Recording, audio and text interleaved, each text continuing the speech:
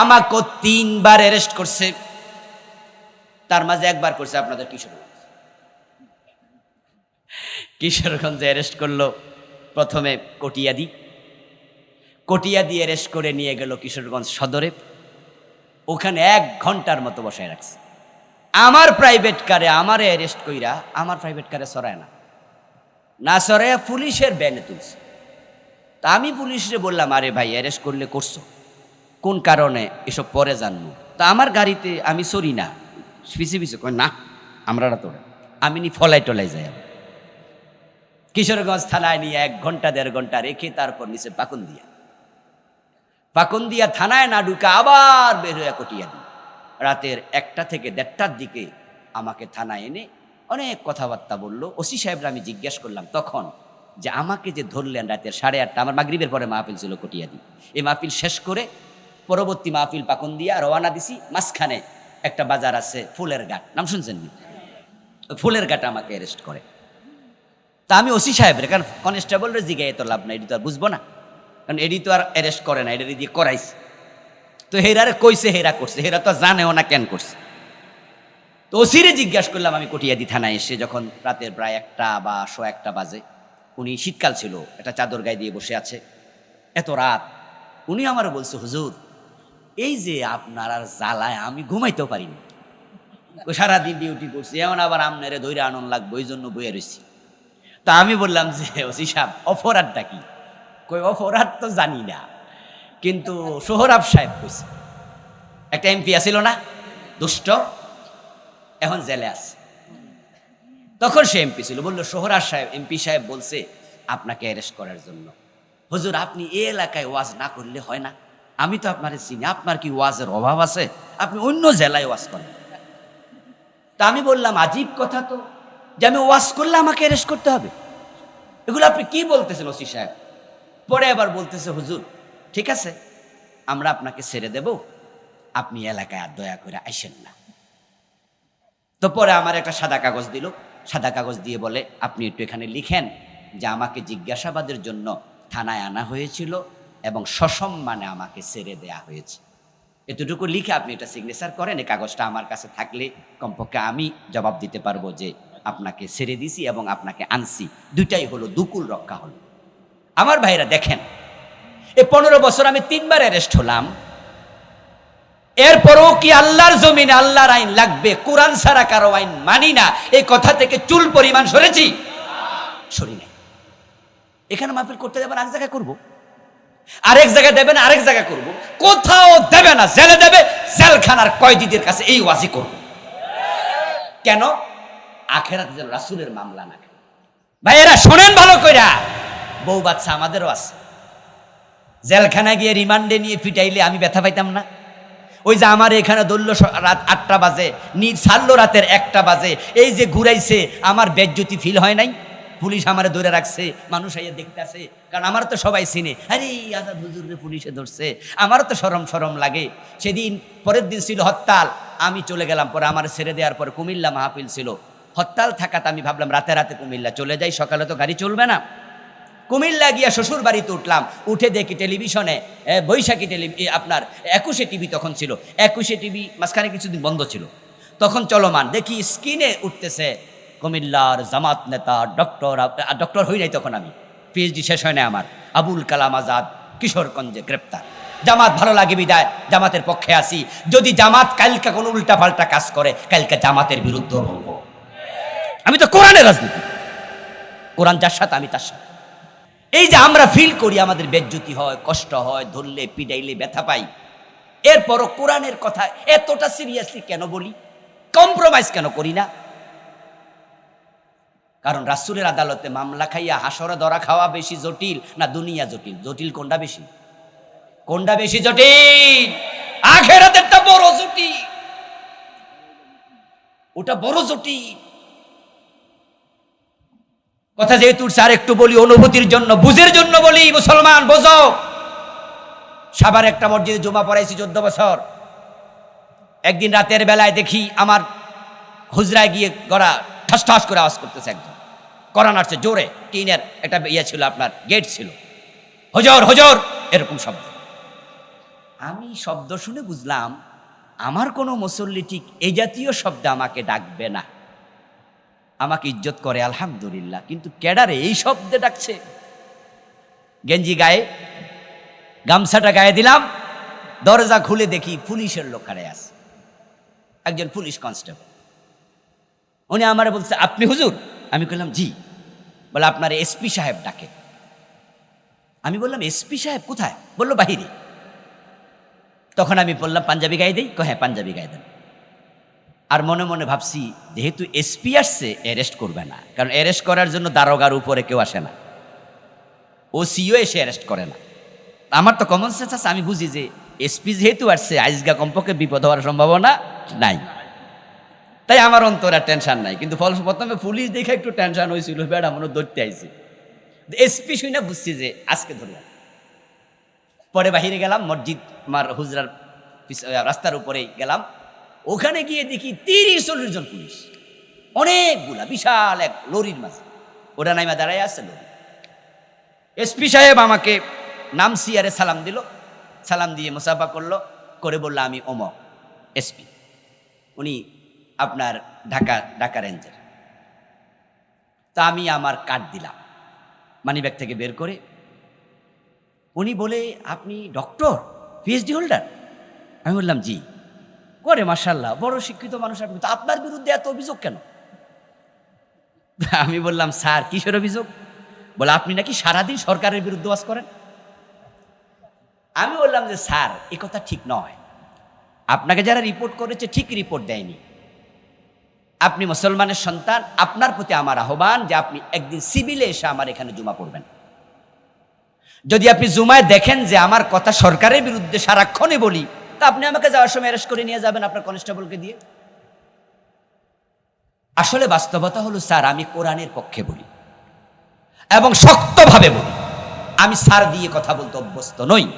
আর আমার কথাটা জালেমের বিরুদ্ধে যায়, আর অন্যায় করছে সরকার, তা সরকারের বিরুদ্ধে যাচ্ছে। অন্যায় আমার বাবা করলে আমি তার বিরুদ্ধেও বলবো। এখন আপনি বলেন, না বললে আল্লাহ ধরে, বললে আপনি ধরেন, এখন আমি কি করতাম? আল্লাহর বান্দা এই কথা শুনে আমারে বলতেছে, হাসি দিয়ে বলতেছে, হুজুর কথা কিন্তু ঠিক, আমরাও তার শখে ধরতে আসি নাই, আমরার উপর থেকে চাপ মারে। কারণ আপনারা আলেম ওলামারা, আপনারা আসলেই তো ইসলামের কথা বলেন, বিদেই তো আমরা কিছু শিখে আসি। এখন আমরা আপনাদের থেকেই তো শুনে শুনে ইসলাম শিখি। তবে হুজুর আপনিও বাঁচেন, আমারও বাঁচান। ওনার কথা আর 7-8 বছর আগের কথা বলছি, আরো আগে, হয়তো 2013-14 দিকে। আপনিও বাঁচেন, আমারও বাঁচান। আমি কই আপনার পরামর্শ কি? পরামর্শ হলো হুজুর কইয়েন, তবে একটু নরম নরম কইরা কইয়েন। যে ফেরাউন যখন বাহারে আহমার লোহিত সাগরের তীরে গেছে, পানিতে নামার আগেও তো আজরাইল ফাটাই আল্লাহ ফেরাউনরে মেরে ফেলতে পারতো না, কিন্তু সাগরে নামাইছে কেডা? হায়াত বাড়াই দিছে কে? আজরাইলে কইছে একটু পরে যাইস, মাঝখানে যা কাটে পানির সুবা মুজন কাব্বাইয়া সাঁতরাইয়া উঠতে না পারে। আবার বন্ধু যারা জমিনটাকে জবরদখল করে রেখেছিল, আল্লাহ নিজে তাদের উপর অসন্তুষ্ট হলেন। এবার বিএনপি দাবি করতে পারবে না 5ই আগস্টের বিপ্লব আমরা করছি, জামাত ইসলাম দাবি করতে পারবে না 5ই আগস্টের বিপ্লব আমরা করেছি, নেজাম ইসলাম, হেফাজত ইসলাম, খেলাফত ইসলাম দাবি করতে পারবে না 5ই আগস্টের বিপ্লব তারা করেছে। ছাত্ররাও বলতে পারবে না যে আমরা এই কাম করছি, কারণ তাদের দাবির মাঝে তো এটা ছিলই না। তারা কইছে কোটা সংস্কার। এরপর যখন রাজাকার ফাজাকার বলল, ফোলাপান গেছে খেপা রাস্তায় নামছে, আর উনার ফেটুয়া বাহিনী পুলিশ তাদেরকে বুকের মাঝে কি করা শুরু করছে? ওই সাইদ রংপুরে মনে আসেনি, খারাইছে দিছে গুলি করে। ফোলাপান গেছে আরো খেপা।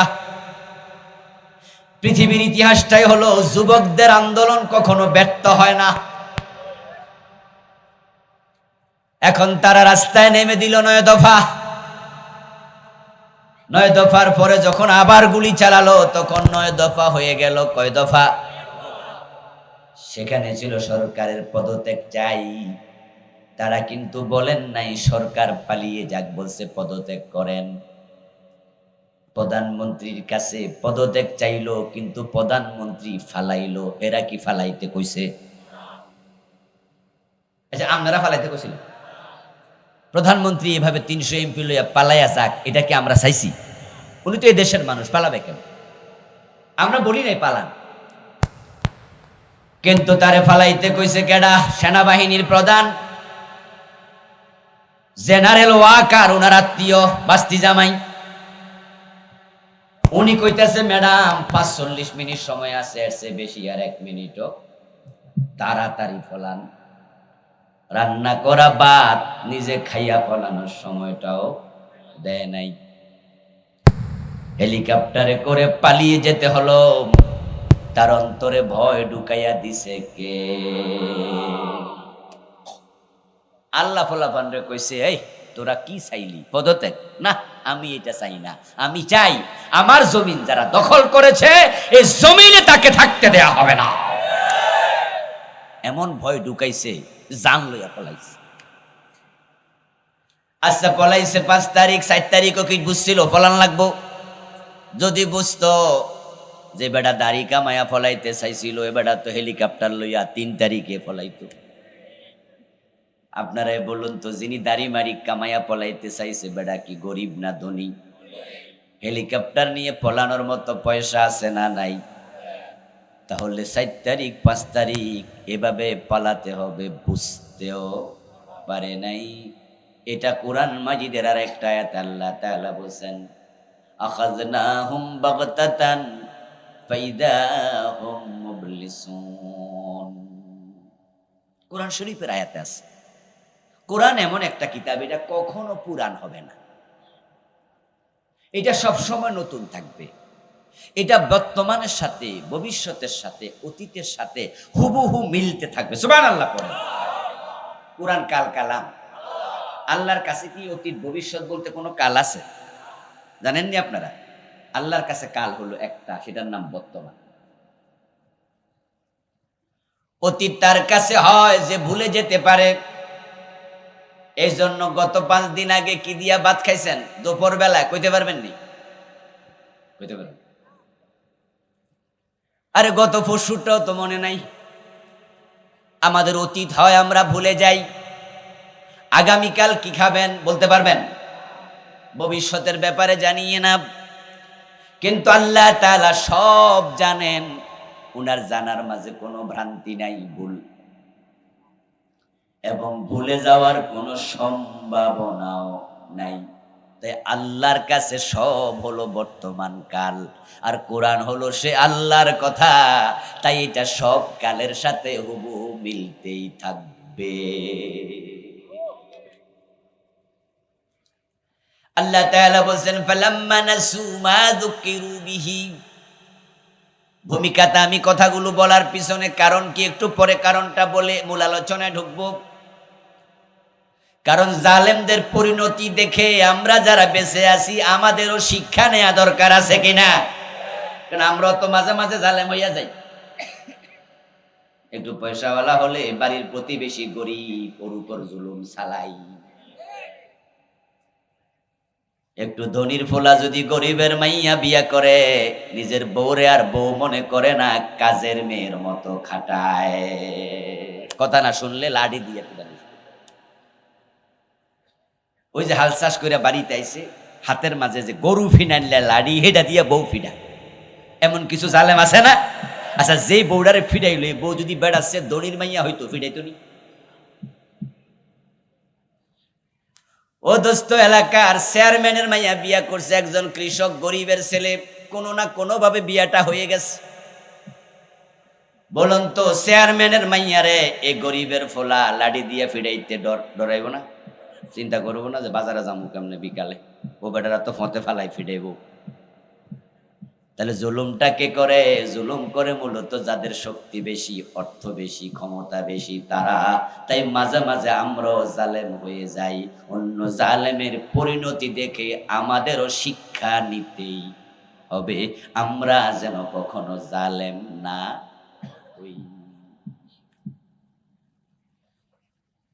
ও দোস্ত আমার, দেখুন তাকায় আল্লাহ বলে, ফালাম্মা নাসু মা যুকিরু বিহি, আমি আল্লাহ তাদেরকে যে অর্ডার করেছিলাম, যে নসিহত দিয়েছিলাম, যখন তারা আমার নসিহা ভুলে গেল, আল্লাহ বলছে আমি ক্ষমতা দেই, ক্ষমতা দেওয়ার পরে আমার নেয়ামত পাইয়া নেয়ামতের শুকর গুজার হবে, ঠিক না? নেয়ামত পাইছো, শুকরিয়া করো। আমরা শুকরিয়া না করে জুলুম করি, কামটা কি ঠিক?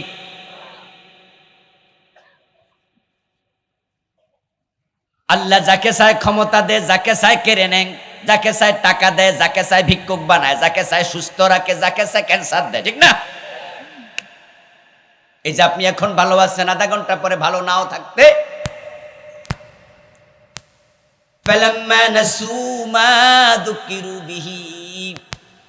আমি যে নসিহত করেছি, তাদেরকে যে নসিহত করা হলো, তারা ভুলে গেল। ফাতাহনা আলাইহিম আবওয়াবা কুল্লি শাই, আমি যখন দেখলাম আমার পাওয়া ক্ষমতা পাইয়া, আমার দেয়া ক্ষমতা পাইয়া তারা আমার কথা বন্ধ করে দিছে, যে আল্লাহর কথা কওয়া যাইব না, চুপ থাকো মিয়া। আচ্ছা, আমাদের দেশের হিন্দুরা তাদের মন্দিরে যে মূর্তি পূজা করে, তাদের যে বিভিন্ন অনুষ্ঠান করে, কীর্তন করে, আমাদের সরকারের কি সাহস আছে কোনো হিন্দুর কীর্তন বন্ধ করে দিব? বন্ধ করলে ইন্ডিয়া কানে ধরে লাগবে। মোদি ওখানতে লাল টেলিফোন লইয়া ধমক মারে, কিন্তু আমাদের মাহফিল বন্ধ করলে কেউ তো ধমক মারেন না। এজন্য কত মাহফিলে 15 বছর আমার বন্ধ হয়েছে, 100-র উপরে হবে, ধরেন, অসুবিধা নাই।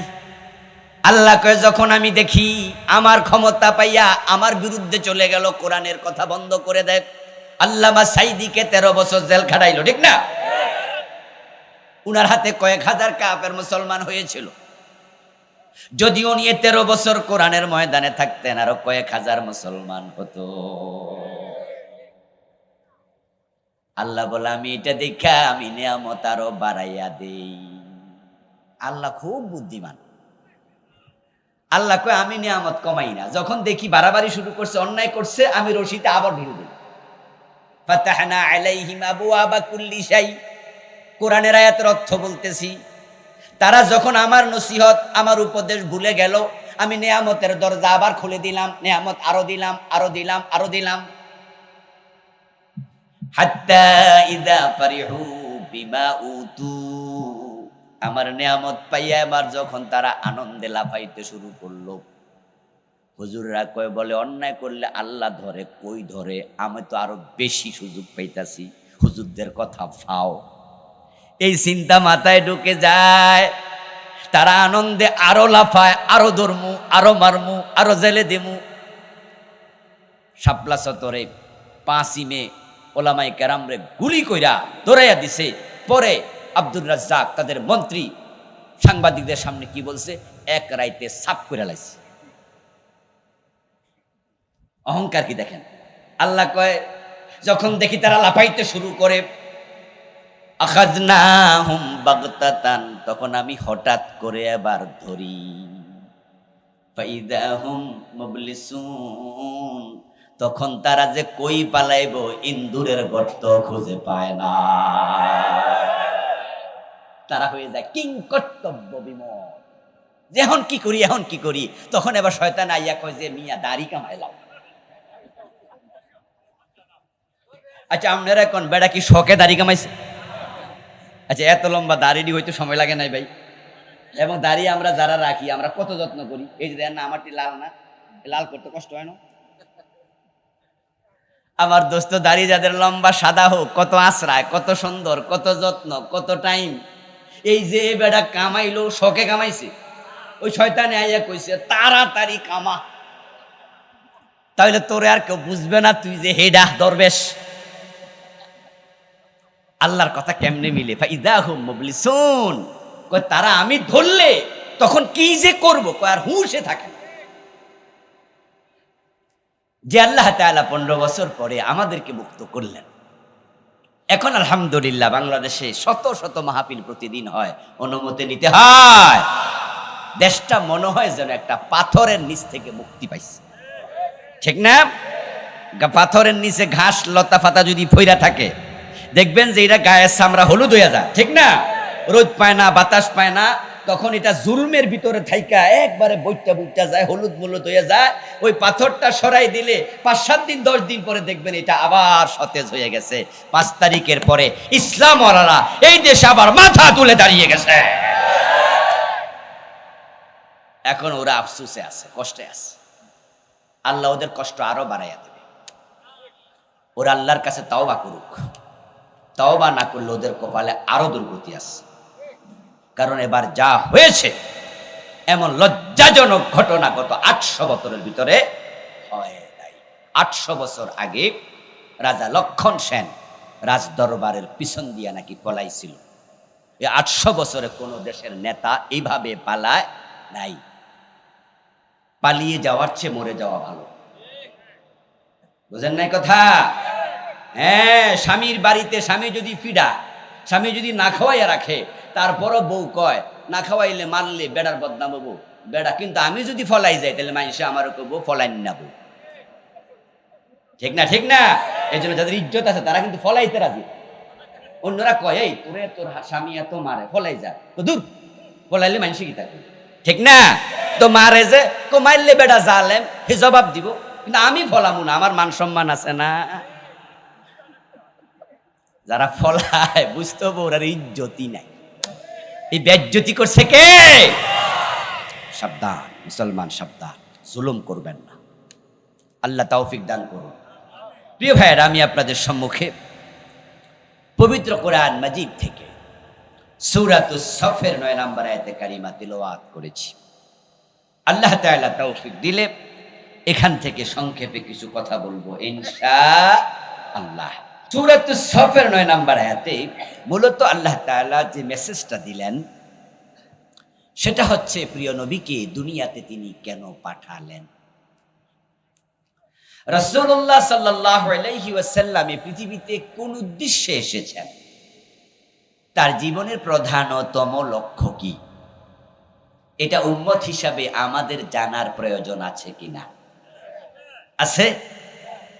হ্যাঁ, অবশ্যই জানতেই হবে। নামাজ পড়তে হলে যেমন ওযু করতেই হয়, আপনি উম্মত থাকতে হলে নবী কেন এসেছেন সেটা আপনাকে জানতেই হবে।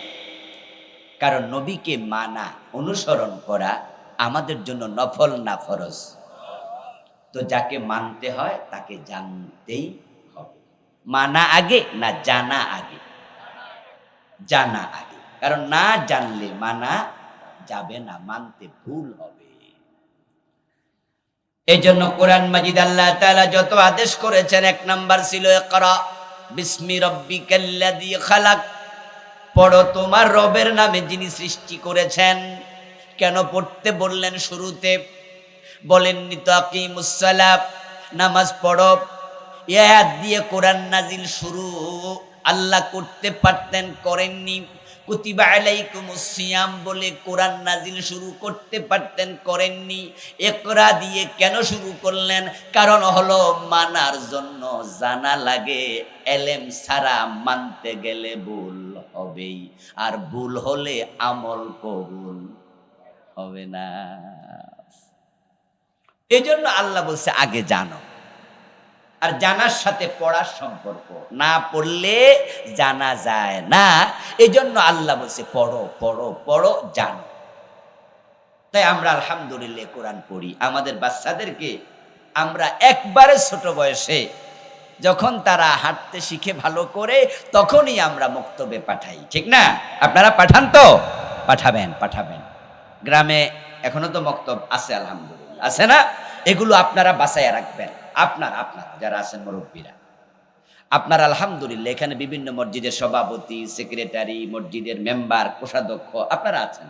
আপনার মসজিদে যেন আপনি বেঁচে যতদিন থাকেন মক্তব বন্ধ হতে না পারে। হুজুরদেরকে অনুরোধ করবেন যে হুজুর এটা চালান। হয়তো আমরা পয়সা করে আপনাকে বেশি দিতে পারবো না, কিন্তু আপনার এই খেদমতের কারণে আল্লাহর কোরআন দুনিয়ায় বেঁচে থাকবে। মক্তব বন্ধ হয়ে গেলে কোরআন বেঁচে থাকবে না, কোরআন পড়া উঠে যাবে। আমাদেরকে আমাদের মা, আমাদের বাবা ছোট্টকালে মক্তবে পাঠাইছে। মক্তব দিয়ে আমাদের পড়ালেখা শুরু। আমার বন্ধু, কোরআন আল্লাহ যেহেতু পড়তে বলেছেন 1 নম্বরে, তাই জীবনের প্রথম কাজ হবে আল্লাহর কোরআন শেখা, আল্লাহর কোরআন পড়া। পড়লে জানতে পারবেন ইসলাম কি। এজন্য আল্লাহ তাআলা প্রিয় নবী মুহাম্মদুর রাসূলুল্লাহ সাল্লাল্লাহু আলাইহি ওয়াসাল্লাম কেমন ছিলেন, কি করেছেন, তার চরিত্র কেমন, তিনি কি, কোরআন মাজিদে রাসূল প্রসঙ্গে আয়াত নাজিল করেছেন অসংখ্য অসংখ্য। আমার রাসূলুল্লাহর চরিত্র নিয়া আল্লাহ নিজে কোরআনে পঞ্চমুখ হয়ে বেকুল হয়ে প্রশংসা করেছেন, ইন্নাকা লাআলা খুলুকিন আযীম। ও নবী মুহাম্মদ, আপনাকে আমি দুনিয়ার সর্বশ্রেষ্ঠ চরিত্রে অধিষ্ঠিত করেছি। আমাদের নবীর মতো চরিত্রবান মানুষ পৃথিবীতে দ্বিতীয় জন নাই। উনি দুনিয়ার সেরা মেধাবী, সেরা বুদ্ধিমান, সেরা বিচক্ষণ, সেরা প্রাজ্ঞ মানুষ, সেরা পণ্ডিত, সেরা সমরবিদ, সেরা রাজনীতিবিদ, সেরা বিচারক, সেরা স্বামী, সেরা বাবা, সেরা বণিক, সেরা বন্ধু, সেরা স্বামী। উনি যত দিক আছে, বিভাগ আছে, সব বিছুনার রোল নাম্বার 1। ইন্নাকা লাআলা খুলুকিন আযীম। এই নবীকে আল্লাহ পৃথিবীতে কেন পাঠালেন সেটা আমরা এজন্যই জানব, কারণ আমরা তার উম্মত। উম্মতের ডিউটি হলো, কর্তব্য হলো, নবী যা বলেছেন উম্মত সেটা বলতে থাকবে, নবী যা করেছেন উম্মত সেটাই করতে থাকবে। নবী কোন পা দিয়ে মসজিদে ঢুকছে, আমরা কোন পা দিয়ে ঢুকি। নবী কোন কাতে ঘুমাইছে, আমরা কোন কাতে ঘুমাবো। নবী কোন হাতে খাইছে, আমরা কোন হাতে খাবো। নবী মসজিদে ঢুকতে যে দোয়া পড়ছে আমরা সেটাই পড়ি, আবার টয়লেটে ঢুকতে যেটা পড়েছে আমরা মসজিদেরটা টয়লেটে লাগাই না, সেখানে আবার সেটাই পড়ি। নবী যা করেছেন উম্মত সেটাই। নবী হলেন মডেল, নবী হলেন আইডল, নবী হলেন নামুজাজ, নবী হলেন উসওয়া, নবী কুদওয়া, নবী ইমাম। তিনি ইমামুল মুরসালিন, ইমামুল আম্বিয়া। তিনি আমাদের জন্য আদর্শ। তিনি যা করলেন, যা বললেন, যা ভাবলেন, যা চিন্তা করলেন, জীবনের লক্ষ্য যেটা বানালেন, আমরা পুরাটা জীবন তার মতোই সাজাবো। যদি আপনি সেই চিন্তায় নিজেকে গড়তে পারেন, তাহলে রাসূলুল্লাহর বক্তব্য, এমন উম্মত জান্নাতে আমার সাথে ডুববে।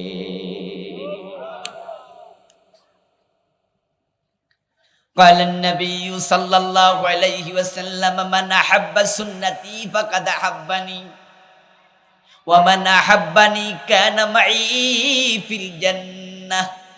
প্রিয় নবীজি বলছেন যে আমার সুন্নাহকে ভালোবাসে সেই আমাকে ভালোবাসে। সুন্নাহ মানে জীবনাচার, সুন্নাহ মানে জীবন চরিত্র, সুন্নাহ মানে কর্মপন্থা, সুন্নাহ মানে কর্মপদ্ধতি, সুন্নাহ মানে শুধু দাড়ি টুপি নয়, পাজামা পাঞ্জাবি নয়, সুন্নাহ মানে হলো রাসূলুল্লাহর পুরাটা জীবন। সুবহানাল্লাহ। মান আহাব্বা সুন্নতি ফাকাদ আহাব্বানি, যে আমার সুন্নাহকে ভালোবাসে সে আমাকে ভালোবাসে। এরপর এবার বললেন ওয়ামান আহাব্বানি কানা মাই ফিল জান্নাহ, যে আমার সুন্নাহকে ভালোবেসে আমার সুন্নাহ মোতাবেক জীবনটা সাজাবে, ওই ব্যক্তি জান্নাতে আমার সাথে ঢুকবে। আমার ভাইয়েরা, জান্নাতে যদি আপনারা যেতে চান, রাসূলকে অনুসরণের কোনো বিকল্প নাই। এখন প্রিয় নবীর জীবনের লক্ষ্য কি, এটা যদি না জানেন তাহলে জীবনের লক্ষ্য কেমনে মিলাবেন? লক্ষ্য মানে টার্গেট, লক্ষ্য মানে অভিষ্ট, সামনে যেটা থাকবে। আপনি আপনার জীবন কোন দিকে নিতে চান, এটাই হলো লক্ষ্য। এর আলোকে বাকি কাজ হবে। যেই ছেলে ডাক্তার হওয়ার চিন্তা করছে, সে ইঞ্জিনিয়ারিং কলেজে ভর্তি হইলে কি ডাক্তার হতে পারবে? তাহলে আগে ভাববে কি হব, আমি হব ডাক্তার। তাহলে মেডিকেলের কোচিং করো, ইন্টারমিডিয়েট পাশ করার পরে কে কি হবে প্ল্যান হয়। এসএসসি পাশ করার পরে, আলিম পাশ করার পরে। তো আমরা বলি আমাদের সন্তানদেরকে, বাবা আলিম পাশ তো করলা, ইন্টারমিডিয়েট পাশ করলাম, এখন তোমার লক্ষ্য কি? বলে আব্বা আমি ডাক্তার হতে চাই। তাহলে যাও মেডিকেল কোচিং এ ভর্তি হও। বলে আব্বা আমি ইঞ্জিনিয়ার হতে চাই। তাহলে বলি তাহলে ইঞ্জিনিয়ারিং এর কোচিং এ ভর্তি হও। আব্বা আমি ডাক্তার ইঞ্জিনিয়ার হব না, ইউনিভার্সিটিতে পড়তে চাই, ঢাকা ইউনিভার্সিটি, তাহলে ফোকাস কোচিং এ ভর্তি হও। না আব্বা আমি মাওলানা হব, তাহলে বলি আবার মাদ্রাসায় ফাজলে ভর্তি হও, অনার্সে। ঠিক না? লক্ষ্যের আলোকে কাজ, কাজ আগে না লক্ষ্য আগে? আগে লক্ষ্য তারপরে কাজ। এখন নবী মুহাম্মাদের জীবনের লক্ষ্যের সাথে যদি আপনার জীবনের লক্ষ্য না মিলে, আপনি কি কাম করবেন এটা তো নিজে বুঝবেনই না। এই ঘাটতির কারণেই তো 92% মুসলমানের দেশে ইসলাম পাওয়া যায় না। কারণ বাংলাদেশের মুসলমান নামাজ রোজা হজ যাকাত টুপি দাড়ি পাজামা পাঞ্জাবি হালাল হারাম বোরকা পড়া পদ্মা পুশিদা বুঝেছে, কিন্তু একটা জায়গায় খুব দুর্বল, সেটা হচ্ছে রাসূলের জীবনের লক্ষ্য। ওটা অনেকে বুঝেই নাই, অনেক আলেম ওলামা পর্যন্ত না বুঝার কারণে তো পীর সাহেবের জীবনের লক্ষ্য হলো মুরিদ বাড়ানো, বক্তার জীবনের লক্ষ্য হলো মাহফিলগুলো কেমনে আরো সুন্দর হয়, খতিবের জীবনের লক্ষ্য হলো এমন খুতবা দেমু মিম্বার যেন না ছড়ে, মুতামিমের লক্ষ্য হলো আমার মাদ্রাসা আছে উলা দাওরা বানাতে হবে। এক একজন এক একটারে লক্ষ্য বানালাম, যার কারণে তো মুসলমান আছে 92%, টুপিওয়ালা আছে লাখ লাখ, পাঞ্জাবিওয়ালা পায়জামাওয়ালা নামাজওয়ালা তাবলিগ জামাত পীর বুজুর্গ সব আছে, কিন্তু হাইকোর্টে ইসলাম নাই, সুপ্রিম কোর্টে ইসলাম নাই, গণভবনে ইসলাম নাই, বঙ্গভবনে ইসলাম নাই, অর্থনীতিতে ইসলাম নাই, সমাজনীতিতে ইসলাম নাই, রাজনীতিতে ইসলাম নাই, শিক্ষানীতিতে ইসলাম নাই। দেখেন নামাজ রোজা সব আছে, জাগা মতো ইসলামটা নাই। কি ঝামেলাটা হয়েছে বুঝা নিয়ে। আমাদের দেশে 53 বছর হাইকোর্ট চলছে, সুপ্রিম কোর্ট, জজ কোর্ট চলছে। আপনাদের কিশোরগঞ্জ জজ কোর্ট আছে কিনা? আচ্ছা, কোরআনের আইনে বিচার হয়েছে কয়দিন? খেয়াল করেন, দেশের সবচেয়ে বড় জায়গা বিচারালয়, সেখানে বিচারকরাও কিন্তু অধিকাংশ মুসলমান। ঠিক না? বাংলাদেশের ইতিহাসে সিনহা ছাড়া আর কোন বিচারপতি হিন্দু প্রধান বিচারপতি ছিল আমার জানা নেই, এবং হিন্দু মিয়ারে হেরাই বসাইছে। কিন্তু এর আগে সুপ্রিম কোর্টের প্রধান বিচারপতি হিন্দু হয়েছে আমার জানা নাই। কিন্তু উনারা ক্ষমতায় এসে 15 বছরে যত আকাম করছে, এইটা একটা আকাম ছিল। আচ্ছা, দেশে কি মুসলমান বিচারপতির অভাব পড়ছিল? হিন্দু প্রধান বিচারপতি বানাইছে। এবং নেত্রীর ছেলে জয় মিয়া আমেরিকা থেকে একবার স্ট্যাটাস দিল, তিনি বাংলাদেশে একজন হিন্দু প্রেসিডেন্ট দেখার অপেক্ষায় আছেন। তার ফেসবুক থেকে শুনে হিন্দু প্রধান বিচারপতি বানানোর কিছুদিন পরে জয় তার নিজের ফেসবুকে স্ট্যাটাস লিখেছে যে সে বাংলাদেশে হিন্দু প্রেসিডেন্ট দেখার অপেক্ষায় আছে। আমরা হিন্দুদের সাথে দেশে সংঘাত করি না, বরং হিন্দু মুসলমান বৌদ্ধ খ্রিস্টান আমরা এক বাজারের খরচা খাই। ঠিক না? আমরা মাথার চুল কাটার জন্য হিন্দু সেলুনের কাছে যাইতে আমরা দ্বিধা করি না, বরং আমরা গিয়ে বলি দাদা কেমন আছেন, ওরা আমাদেরকে বলে হুজুর আদব। আমরা খোলা মনে একসাথ হই। হিন্দু মহিলা ভিক্ষা চাইলে আমরা ভিক্ষা দেই না, তাদের সাথে আমাদের দ্বন্দ্ব নাই। তারা আমাদের দেশের নাগরিক, তাদেরকে আমরা অন্যের মতোই ভালোবাসি। কিন্তু তারা কি চাইল? তারা চাইল দেশটাকে হিন্দুদের অধীনে দিয়ে দিতে। এই জন্য দেখবেন শিক্ষা বোর্ডের হিসাব নেন, প্রায় জায়গাতে হিন্দু হলো চেয়ারম্যান। সারা দেশে ওসি কয়জন? হিসাব নেন, 500 যদি ওসি হয়, 150 থেকে 200 হিন্দু। বড় বড় যত অফিসার, সে জায়গায় দেখবেন যে 100 জনের মাঝে 30-40 জন হিন্দু, অথচ হিন্দু আছেই তো বাংলাদেশে 3%, 4%। তাহলে তাদের পার্সেন্টেজের আলোকে তারা যদি নেতা হয়, অফিসার হয়, এমপি হয়, আমাদের আপত্তি নাই, কিন্তু তারা পার্সেন্টেজ হলো 3-4, কিন্তু চাকরির ক্ষেত্রে যাইয়া 30, 40, 50। এর মানে হলো হিন্দুদের অধীনে আমাদেরকে দেয়ার ষড়যন্ত্র হয়েছে। আচ্ছা ভাইয়েরা, ভাববেন না যে হুজুররা মনে হয় এসব কথা মনে আকাশ থেকে হাওয়া থেকে কয়। আপনারা আমার সামনে যারা আছেন, আজকে বাড়ি যাবেন, যদি আপনাদের বাড়িতে ক্লাস 6-7 মাদ্রাসায় পড়ুয়া স্টুডেন্ট থাকে, ছেলে হোক আর মেয়ে হোক, আপনি ওই তাদের বই খুলে দেখবেন, মাদ্রাসার বইতে দোতারা, সেতারা, হাফ প্যান্ট পরা মাইয়ার ছবি মাদ্রাসার বইতে মন্দিরের ছবি ঢুকাই দিচ্ছে। এইবার 2024। আচ্ছা আপনারা একটু বলুন তো, মাদ্রাসাকে কোনো হিন্দু পড়ে? কথা বলেন না কেন ভাই, বলেন না একটু, হিন্দু পড়ে? আচ্ছা তাহলে মাদ্রাসার বইতে মন্দির ঢুকবে কেন? হ্যাঁ, স্কুলের বইতে যদি মন্দির দেয়, আমরা বলবো স্কুলে 2-4 জন হিন্দুও তো পড়ে। তো স্কুলে যেহেতু হিন্দু আছে, বৌদ্ধ আছে, তাহলে স্কুলের বইতে মসজিদের ছবি থাকবে, মুসলমান আছে, মন্দিরের ছবি থাকবে, হিন্দু বাচ্চা আছে, পেগোডার ছবি থাকবে, বৌদ্ধের বাচ্চা আছে, গির্জার ছবি থাকবে, খ্রিস্টানের বাচ্চা আছে, দ্যাটস ওকে, আমাদের আপত্তি নাই। কিন্তু মাদ্রাসা তো হিন্দু নাই, তো এখানে মন্দির ঢুকলো কেন?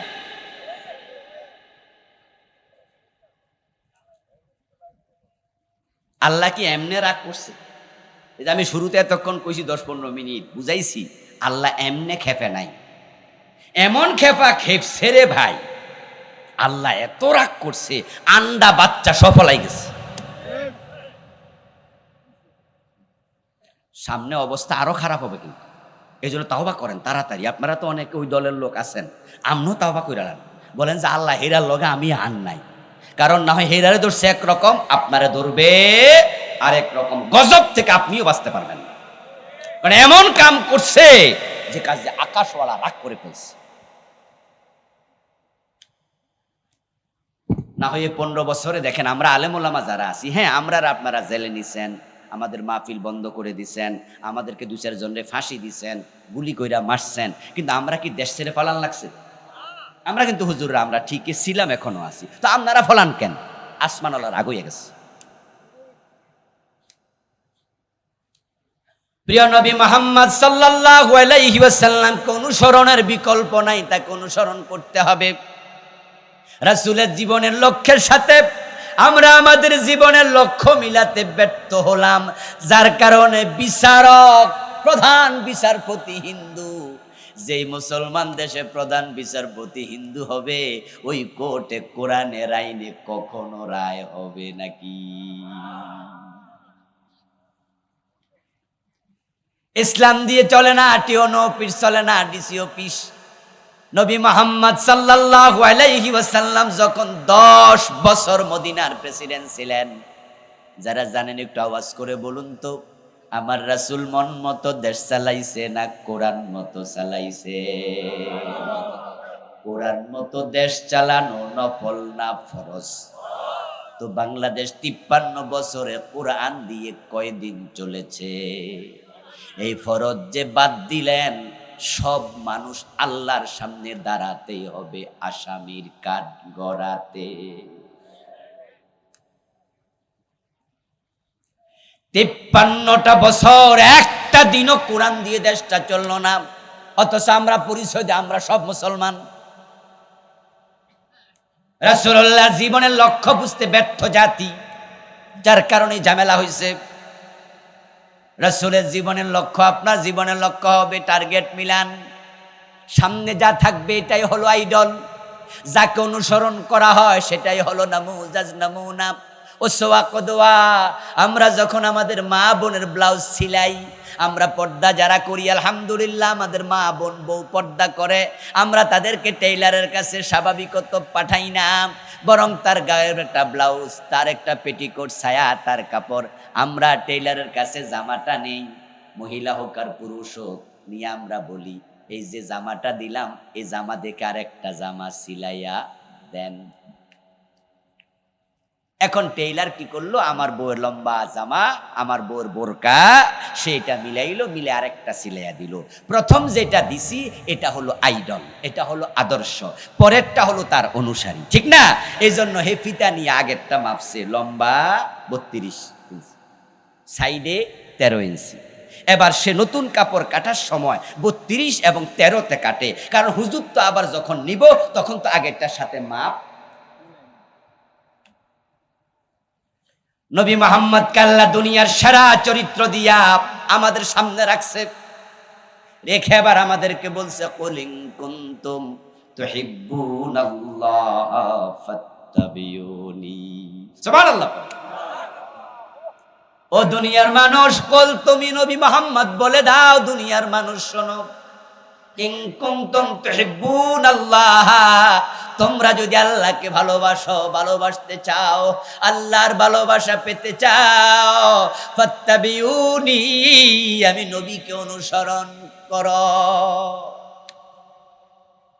নবীকে অনুসরণ, নবী আপনার সামনে, আপনি থাকবেন নবীর পিছনে। নবী হবে আপনার জন্য ট্রেন গাড়ির ইঞ্জিনের মতো, আপনি হবেন পিছনে বগি ডাব্বার মতো। ইঞ্জিন সামনে থাকবে, বগি তার পিছনে থাকবে।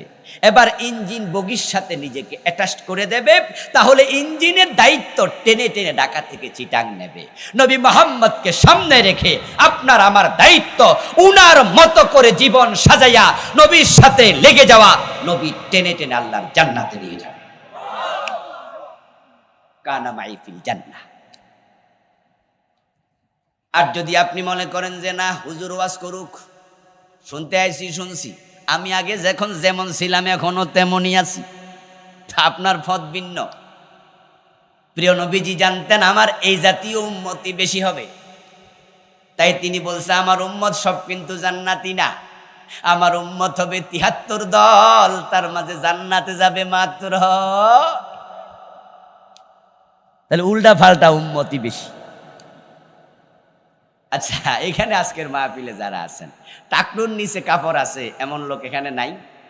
আচ্ছা, রাসূল টাকনুর নিচে কাপড় পরছে কয়দিন? আল্লাহর নবী দাড়ি কামাইছে কয়দিন? উনি সুদে টাকা লাগাইছে কয়দিন? উনি গোশ খাইছে কয়দিন? ওনার মেয়ে বউ বেপরদায় বাজারে গেছে কয়দিন? কিন্তু আমরা হাজি, আমার বউ বেপরদায় বাজারে যায়, আমি নামাজি, আমার মেয়েটা বোরকা ছাড়া কলেজে যায়, এমন আছে না নাই? ৫ ওয়াক্ত নামাজ পড়ে সুদে টাকা লাগাইয়া বসে আছে। আপনি ভালো মানুষ, কিন্তু আপনার চরিত্র রাসূলের সাথে মিলে না। এই যে মিলে না, এ নিয়ে আপনার কোনো টেনশন নেই। আপনি মনে করছেন যে এই গত জুমা পড়ছেন? হ্যাঁ হুজুর, জুমা আলহামদুলিল্লাহ পড়ছি। তো আজকে জোহর পড়ছেন নি? হ্যাঁ হুজুর। কেন পড়লেন না? জবাব কি? জবাব দেয় না, কিন্তু একটা জবাব আছে। ভালো লাগছে জুমা পড়ছি, ভালো লাগে নাই জোহর পড়ি নাই। জুমায় আছে ওয়াক্তিয়া নাই, জোহরে আছে আসরে নাই, মাগরিবে আছে এশায় নাই, ভালো লাগলে মসজিদে যায়, ভালো না লাগলে যায় না। ৪ ওয়াক্ত পরে ফজরের টাইমে ওঠে না, এমন মুসল্লি আসেনি? হে কি আল্লাহর গোলাম না নফসের গোলাম? আল্লাহর গোলাম যদি আপনি হতেন, শুধু অসুস্থতা নয়, ভালো লাগা না লাগা তো বহুত পরে, যে আপনি এত অসুস্থ উঠতেই পারেন না, আপনি তখনও বলতেন যে আমার একটু উযুটা করায় দাও, আমি তো বসতে পারি না, আমি শুইয়া শুইয়া ইশারায় নামাজ পড়বো। আলহামদুলিল্লাহ, হাসপাতালের বেডে শুইয়া শুইয়া নামাজ পড়ে এমন নামাজিও ২-৪ জন আছে না নাই? কারণ সে তো আল্লাহর গোলাম, সে জানে যে নামাজ ছাড়ার তো কোনো অধিকার আমার নাই। শুনেন, চাকরি যদি করেন বুঝা শুনা করেন, চাকরি কিন্তু বেশি দিন থাকবো না, ফাইজলামি করে। এই যে আমি এখন আজকে মাহফিলে আসছি, তো আমি ঢাকা থেকে যেহেতু আসছি, আমি তো একটা প্রাইভেট কার নিয়ে আসা লাগবে না, নয় আমি তো আসতে পারবো না, ক্লাস করে আসা, আবার যাইয়া ঢাকা আর একটা মাহফিল করা, তো আমার একটা প্রাইভেট কার লাগে। আপনি করলে আপনারও লাগবে। প্রাইভেট কার ড্রাইভার লাগবে না? আচ্ছা, যে ড্রাইভারকে আমি চাকরি দিলাম, আজকে সকালে রওনা দিয়ে আমি হেরে বললাম যে আমি কিন্তু কিশোরগঞ্জ যাবো, চলো। এ যদি হুজুর ভাড়া লাগে না, আজকে যাবো না হুজুর, কথা কিন্তু বুঝেন আপনি। আমি কইলাম যে আমার কিশোরগঞ্জ মাহফিল, চলো। হে উত্তর দিল, হুজুর শরীরটা বেশি, মনটাও সুবিধা না হুজুর, আজকে যাবো না হুজুর, আপনার যান না। তা আমি কইতাম যে কি তার কষ্ট, আমি গাড়ি চালাই বুঝি কিশোরগঞ্জ মাহফিলে যেতাম। আচ্ছা যাবি না? কই না হুজুর, আমার ভালো লাগে। তো রেডিমেড যদি আমি ড্রাইভার নাও পাই, আলহামদুলিল্লাহ আমি ড্রাইভিং জানি, ধরেন আমি চালায় চলে আসলাম। আগামীকালকে আবার তাকে যায় বললাম, ও ড্রাইভার সাহেব, কালকে তো খারাপ ছিল শরীর, আজকে যাইবানি, আজকে তো মাহফিল আছে আমার কুমিল্লা। বলে হুজুর আজকেও সুবিধা না, শরীর যাইতাম না, চাকরি রাখবো নি? এই কথা বলেন, আমি চাকরি রাখবো? তা আপনি যে জোহরে আছেন আসরে নাই, মাগরিবে আছেন এশায় নাই, বউ যে বেপরদায় চলে, নিজেদের সুদ খান, গোশ খান, মনে যা চায় তাই করেন, আল্লাহর কথার বাহিরে চলেন, আপনার গোলামি আছে তো? গোলামি আছে তো?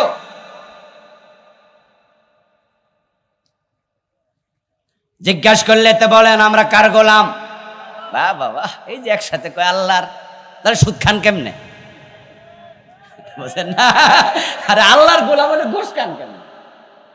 চাকরি আসেনি, গোলামি আসলে আসেনি। আল্লাহ কিন্তু খুব চালাক। এই জন্য হাসরের ময়দানে জান্নাত দেওয়ার আগে আল্লাহ বলবে, ফাদখুলি ফি ইবাদি ওয়াদখুলি জান্নাতি। আল্লাহ আগে বলবে, এই হাসরের মাঠের লোকেরা, আমার গোলামের কাতারে লাইন ধরে খাড়াও। এরপরে এবার যারা দাঁড়াইতে পারবে ওদেরকে বলবে, ওয়াদখুলি জান্নাতি, এবার জান্নাতে ঢোকো। তো আপনারা যারা এরকম মাঝে মাঝে নিজের মতো চলেন, মাঝে মাঝে কোরআন মতো চলেন, যখন যা ভালো লাগে আপনি ওই লাইনে খাড়াইতে গেলে ফেরেশতা বাইরে সোজা করে নেন।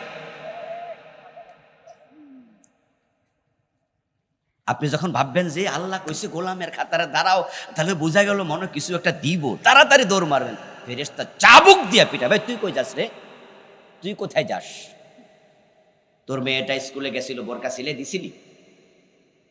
আচ্ছা, আপনার যুবতী মেয়ে ক্লাস 6-7 ওঠে, তখন তো মেয়েদের চেহারা সৌন্দর্য বাড়ে, তার চুলের সৌন্দর্য বাড়ে। চুলগুলা ছোট ছিল, মেয়ে যখন বড় হয় আস্তে আস্তে লম্বা হয়। আমাদের মেয়েদেরকে আমরা সাজায় গোজায় রাখি, তার চুল দেখতে একটু সিল্কি হয়, সুন্দর হয়, চেহারা ফোটে, তার বুকের সৌন্দর্য, দেহের সৌন্দর্য বাড়ে। আপনার উচিত নয় কি আপনার কলিজার টুকরার সৌন্দর্য পর পুরুষ থেকে ঢেকে রাখার ব্যবস্থা করা? উচিত নয় কি? কিন্তু আপনি সেটা করেন নাই, বরং আপনার দেয়া টাকা দিয়া আরো চুল ভালো কইরা, শ্যাম্পু টেম্পু কইরা, লিপস্টিক ইলাস্টিক যা দরকার সব লাগাইয়া আপনার মেয়ে বুকের সৌন্দর্য, গায়ের সৌন্দর্য, চুলের সৌন্দর্য দেখাইয়া হেঁটে যাচ্ছে। রাস্তার পাশ থেকে পুরুষেরা, যুবকেরা তাকাচ্ছে, যতজন তাকাচ্ছে ততটা কবিরা গুনাহ মেয়ের আমল নামায় যোগ হচ্ছে। আপনি বাবা, আপনি দায়ুস, আপনার স্ত্রী বেপর্দায় চলে, আপনি পর্দা করার নাই, আপনি দায়ুস। যে সমস্ত লোকের বউ পর্দা করে না, এগুলা এত হতভাগা যে বউয়ের সৌন্দর্য হে যা দেখে পাবলিকে দেখে এর চেয়ে বেশি। কারণ কি জানেননি? কারণ হচ্ছে আমাদের বউয়েরা যারা বাহিরে চলে, তারা কি ঘরের মাঝে বেশি সাজে না বাইরে অসম বেশি সাজে? এই হেসা কথা কওয়া লাগবো কিন্তু। যাদের বউ বেপর্দায় চলে, অফিস আদালতে যায়, মার্কেট টার্কেটে যায়, তারা কি ঘরে লিপস্টিক দিয়া ঘোরে না বাইরে যাওয়ার সময় দেয়? সাজেটা কোন সময়? তো জামাইয়ের কাছে যখন আছে তখন কিন্তু লিপস্টিক দেয় নাই, এই লিপস্টিক দিছে অফিসে যাওয়ার সময়।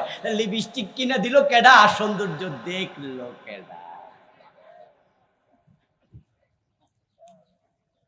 কি হতভাগা। আর আলহামদুলিল্লাহ আমরা যারা বউ পর্দা করাই, আমরা কিন্তু এখানে 100% হক পাই। কারণ আমরাও তো লিপস্টিক কিনা দেই না, নাকি হুজুর হওয়ার কারণে দেই না নাকি? আমরাও দিই, বরং আমরা বিদেশ থেকে নিয়ে আসি পারফিউম। আপনারা যেটা অনেকে দিতেই পারেন না, তা আমরা অনেক দামি পারফিউম দিই আলহামদুলিল্লাহ, কিন্তু আমার বউ বাইরে যাওয়ার সময় ভাবে, আচ্ছা আমি এই টাইমে লিপস্টিক দিয়ে লাভটা কি, আমি তো বোরকা গাই, কি আমি নাকা ফরে ফেলবো না? তো আমি যদি ন্যাকাবে ফরি তো ভিতরে লিপস্টিক এটা দিয়ে আছে কি ন্যাকাবে দেখবো নাকি? তা আমার বউ ভাবে যে আমি তো বাহিরে যাচ্ছি, তাহলে এই টাইমে আমার লিপস্টিক দেওয়ার প্রয়োজন নাই, এই টাইমে আমার খুব সাজুগুজু দরকার নাই, আমার পারফিউম স্প্রে করা দরকার নাই, আমি তো বাহিরে যাচ্ছি, আমি তো বোরকাওয়ালা, তা আমার তো কেউ দেখবে না। বরং আমি যখন ঘরে থাকবো, রাতে আমার হাজব্যান্ড ফিরবে, উনার কেনা লিপস্টিক দিয়া উনার সামনে দাঁড়াবো, ঠিক কিনা? তা আমরা সৌভাগ্যবান, তোরা হতভাগা, তোরাটা রিক্সাওয়ালা দিকে মজা নেই। এখন যেই স্বামীনার নিজের বউটাকে বেপরদায় রাস্তায় ছেড়ে দিল, পর পুরুষ দেখলো, এই স্বামীটা হাসরের দিন আল্লাহর আদালতে আসামি হবে। কারণ তুমি দায়ুস। যে স্বামীর বউ পর্দা করে না সেই স্বামী দায়ুস, যে মেয়ে পর্দা করে না তার বাবা দায়ুস, যে বোন পর্দা করে না তার বড় ভাই দায়ুস। দায়ুস কিন্তু নারী হয় না, দায়ুস হলো পুরুষবাচক শব্দ। قال رسول الله صلى الله عليه وسلم الديوس لا يدخل الجنة يدخل واحد মুযাক্কার গায়েবের সিগা, এটা পুরুষবাচক শব্দ। দায়ুস জান্নাতে যাবে না। তাই অধীনস্থ মহিলাকে যদি পর্দায় না রাখো, ও হাজি ও নামাজি, তোমার মেয়ে, তোমার বউ, তোমার বোনের কারণে তুমি দায়ুস হইয়া জাহান্নামী হবা। প্রিয় নবীজি সাল্লাল্লাহু আলাইহি ওয়াসাল্লাম হলো ট্রেনের ইঞ্জিনের মতো, আমরা বগির মতো। এখন রাসূলুল্লাহর জীবনের লক্ষ্যের সাথে আমাদের জীবনের লক্ষ্য মিলানোর প্রয়োজন আছে কিনা? কি লক্ষ্য রাসূলের জীবনের ছিল? আল্লাহ তাআলা সূরাতুস সফের 9 নম্বর আয়াতে বলেন, লিউযহিরাহু আলাদ্দীনি কুল্লিহি, আমি আমার নবীকে কোরআন দিয়া, দ্বীনে হক দিয়া পাঠাইছি। আমার قال النبي صلى الله عليه وسلم الاسلام يعلو ولا يعلى, ইসলাম বিজয়ী হতে এসেছে, পরাজিত হতে নয়। প্রিয় নবীজি সাল্লাল্লাহু আলাইহি ওয়াসাল্লাম 23 বছর চেষ্টা করে ইসলামকে পরিপূর্ণ বিজয়ী অবস্থায় রেখে তারপর ইন্তেকাল করেছেন। সুবহানাল্লাহ। রাসূল যখন ইন্তেকাল করেন, আপনারা একটু জবাব দিয়েন, রাসূল যখন ইন্তেকাল করেন ইসলাম তখন কি পরাজিত ছিল না বিজয়ী ছিল? এই 53 বছরে আমরা বেঁচে আছি 92% মুসলমান। বাংলাদেশে ইসলাম কি বিজয়ী না পরাজিত? আল্লাহর কাছে কি জবাব দিবেন? কি জবাব দিবেন? আল্লাহর হাবিব যখন ইন্তেকাল করেন তখন চোর ধরে হাত কাটা হতো, ডাকাত ধরে শুলে দেয়া হতো, জেনা করলে পাথর মারা হতো, অবিবাহিত হলে 100 বেত লাগানো হতো। রাসূল যখন ইন্তেকাল করেন তখন মদ পান করলে 80 বেত দেয়া হতো। হযরত ওমর নিজের ছেলেটাকে রেহাই দেন নাই, 80 বেত দিয়েছেন। এই 53 বছরের বাংলাদেশে মদখোর 80 বেত দিয়েছি আমরা কয়দিন? রাসূলের ইসলাম কেমন, আমাদের ইসলাম কেমন? আরে ভাই, এটার কারণে ঠকছে কাটা জানেন? ঠকছেন আপনারা, আমরা ঠকছি। দুনিয়া তো ঠকতেছি, আখেরাতে তো মায়ের খাইয়া সোজা হয়ে যাওয়া লাগবে। রাসূল মামলা দেবে তার কিছু উম্মতের বিরুদ্ধে, এটা আল্লাহ কোরআনে বলেছেন, এবং বাংলাদেশের লোকেরা মামলার আসামি হবে বেশি। আমরা এই মামলার আসামি না হওয়ার জন্য কথাগুলো বলছি, চেষ্টা করে যাচ্ছি। গত 15 বছরে যতই মাহফিল বন্ধ করুক, যতই মামলা দেখ, আচ্ছা আপনারা বলুন তো, কোরআনের কথা যদি কোরআনের পক্ষে না বলে হাসরের ময়দানে রাসূল মামলা করে, সেদিন মামলা থেকে ছুটাবে কে? এবার আসুন আর একটু সামনে আগাই। আমরা আপনারা যারা আজকের মাহফিলে আসি, আমাদের যতটুকু নেকামল অতটুকু দিয়ে নাজাত পাবো, নাকি রাসূলের সুপারিশ দরকার? রাসূলুল্লাহর শাফাত দরকার আছে না নাই? তো যে নবীর শাফাতের জন্য দোয়া করি, যে নবীর শাফাতের আশা করি, ওই নবী যদি বলে আল্লাহ আমার এই উম্মত কোরআনের পক্ষে আসে নাই, সে কোরআন ছেড়েছে, দেশ চালাইছে কোরআন ছাড়া, সমাজ চালাইছে কোরআন ছাড়া, অর্থনীতি, সমাজনীতি, রাজনীতি, শিক্ষানীতি তার আদালত অফিস সব কোরআন সারা চালাইছে, অথচ আমি তো কোরআনটা তার কাছে রেখে এসেছি, তার বিরুদ্ধে আমি মামলা দিলাম, তুমি বিচার করো। তো নবীর শাফাতের আশায় আছি, নবী নিজে যদি মামলা দেয় সেদিন উপায় কি?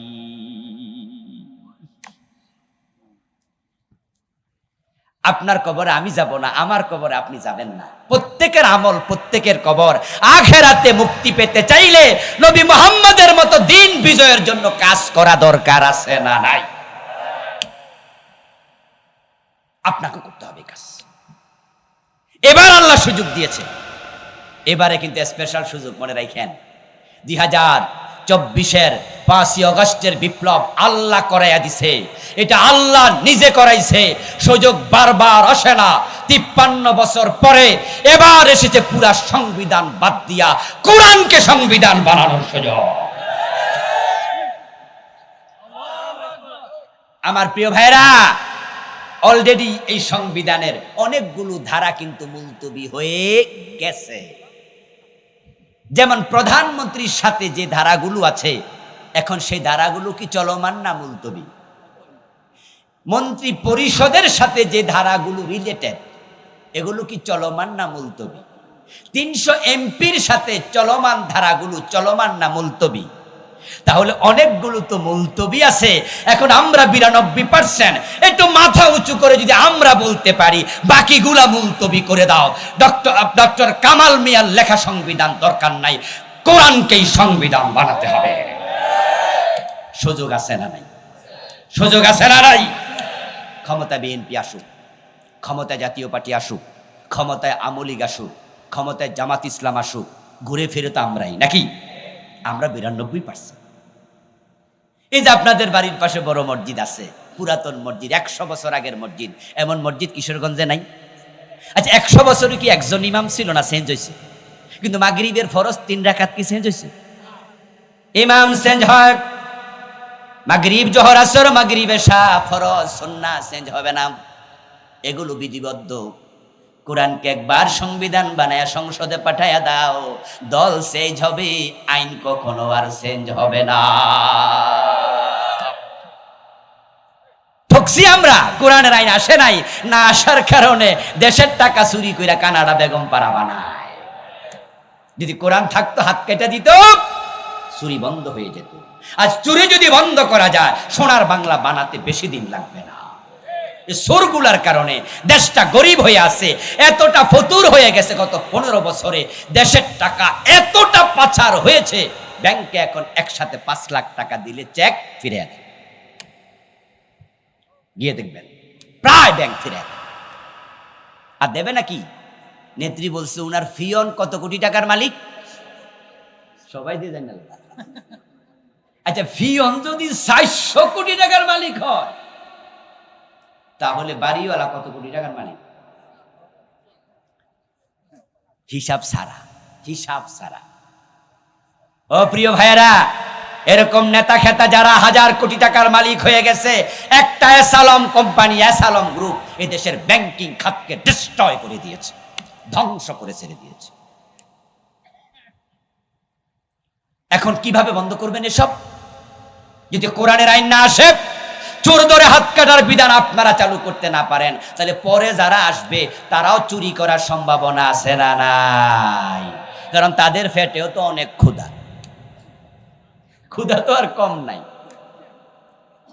ঠেকাবেন কেমনে? লোভ আছে, শয়তান আছে, ওরা তো সব আল্লাহর ওলি, তাহাজ্জুদ বুঝান না, চান্স পাইলে তো আবার খাবে। তো জাতির পরিবর্তন হবে কেমনে? এই জন্য আমরা ইমাম চেঞ্জ হোক, মসজিদের 3 রাকাত মাগরিব যেন চেঞ্জ না হয়, সবাই মিলে একটা শোক তুলি। 53 বছর দেখেছি, সব দল দেখা শেষ। আগামীর বাংলাদেশ হোক কোরআনের বাংলাদেশ।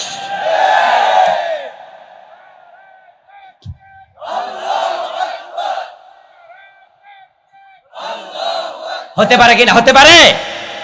এ চিন্তা রেখে আগান। যদি হয় হোক, না হলে আখেরাতে কমপক্ষে মামলা খাওয়া লাগবে না। আল্লাহকে বলবেন যে আল্লাহ, আমি কিন্তু তোমার নবীর জীবনের লক্ষ্যে, আমার জীবনের লক্ষ্য বানিয়ে কোরআনের আইন কায়েমের কাজই করেছি। আল্লাহ তাআলা আমাদের সকলকে সে তৌফিক দান করুন, বলি আমিন। প্রিয় ভাইয়েরা, কিছু প্রশ্ন আছে, জবাব দেব, সংক্ষেপে দেব, আজানের সময় হয়ে গেছে। আজান শোনা। এখানে যাওয়ার পথে হাই স্কুলের সামনে আমার গাড়ি আছে, ওখানে ড্রাইভার সাহেব আছে। আমার লেখা নতুন একটি বই এসেছে, গতকালকে মোড়ক উন্মোচন করেছি, এক সপ্তাহ আগে হাতে এসেছে।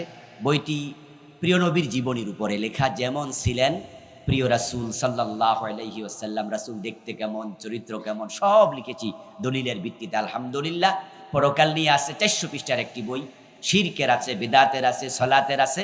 ড্রাইভার সাহেব থেকে বইগুলো সংগ্রহ করার আহ্বান জানাচ্ছি।